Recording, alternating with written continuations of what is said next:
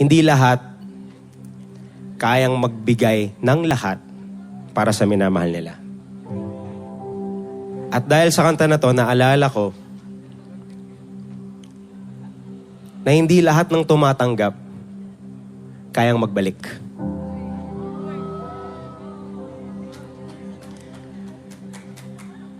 Pero,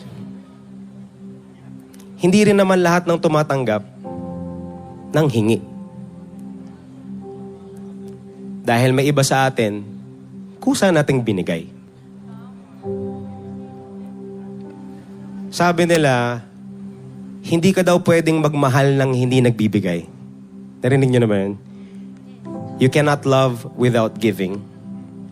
But I realized, you can also accept without loving back.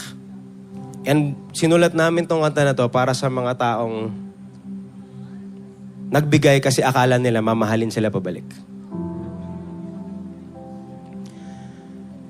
Ang malungkot, hindi lahat inaamin na nasasaktan na sila. Kasi kung ikaw yung tipo ng tao na nagbibigay, kahit na ubos ka na, nagbibigay ka pa din. Tama ba?